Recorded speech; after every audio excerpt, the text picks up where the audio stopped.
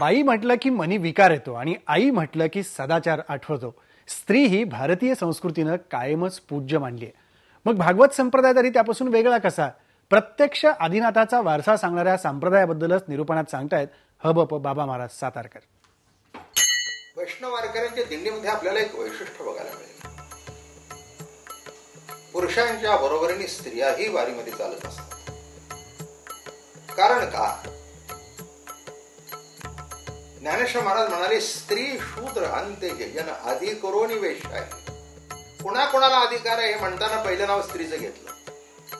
आता काही काही लोकांच्या डोक्यात येत नाही, त्याच्याबद्दल चर्चा करायचं काही कारण नाही. असं आहे, एखाद्या स्त्रीकडे बाई म्हणून बघितलं ते विकार आहे, पण आई म्हणून बघितलं ते विकार नाही. आणि मला असं वाटतं, इतक्या वर्ष परमार्थ करून आपल्या मनातले विकार गेले पाहिजे, तरच पंढरीची वारी बरोबर. तेव्हा अशी जी स्त्री, लक्षात घ्या, ज्ञानेश्वरी जे समाजाला भेटली, ज्ञानेश्वर महाराज ताटीचं दार लावून बसले होते. मुक्ताबाईंनी सांगितलं, ताटी उघडा ज्ञानेश्वरा. हे मुक्ताबाईंनी सांगितलं म्हणून बंद केलेलं दार माऊलीने उघडलं. एवढं महत्व स्त्रीचं आहे. ज्ञानेश्वर महाराजांना मुक्ताबाई स्त्री वाटली नाही, म्हणून तर त्यांनी चांगदेवाला तिला अनुग्रह द्यायला सांगितलं. मग आमच्या मनात तो विकार काय यावा? सध्या तर आता 50% अधिकार दिले. बरं का? काही चुकलंय असं आम्हाला तरी वाटत नाही. ज्यांना चुकलं वाटत असेल त्यांनी बघून घ्यावं.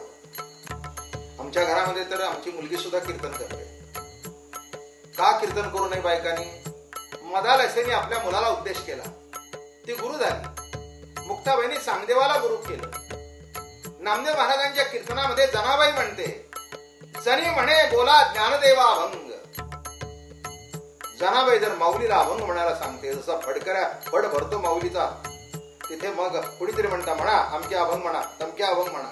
तसं त्या काळामध्ये नामदेव कीर्तन करी पुढे देवनाचे पांडुरंग, असा जेव्हा कीर्तन सोहळा चंद्रभागेच्या काठी होता, त्यावेळेला जनाबाई म्हणते, जनी म्हणे बोला ज्ञानदेवा अभंग. एवढे माऊली श्रेष्ठ, ज्ञानदेव वैष्णव मोठा, विठ्ठल रामे मुक्त पेठा, असे ज्ञानेश्वर महाराज, कैवल्याचा पुतळा, असे ज्ञानेश्वर महाराज. आणि त्यांना मुक्ताबाई जनाबाई म्हणते, बोला ज्ञानदेवा अभंग. तेव्हा स्त्रीला कमी लेखण्याचं काही कारण नाही आहे. नाथ महाराज म्हणाले, भिन्न कहाणी, भिन्न आकार, भिन्न नावे, भिन्न व्यापार, पण ते देखे जो अभिन्न आकार, ते ज्ञान साचार. बघा, स्त्री किंवा पुरुष लिंग भेदे विषमपण, आत्मदृष्टी पाहता जाण दोघे समान चित्र, हे तत्व अंगीकारल्या कारणाने पुरुषांच्या बरोबरीने स्त्रिया वारीमध्ये असतात. त्या टाळ वाजवतात, भजन करतात. काही काही स्त्रियांच्या डोक्यावर तुळस असते. तुळशीला सर्वच वैष्णव संप्रदायामध्ये महत्व आहे. शिव भगवंताला जसा बेलाचा अभिषेक असतो, तसं विष्णूला, पांडुरंगाला तुळशीचा अभिषेक असतो.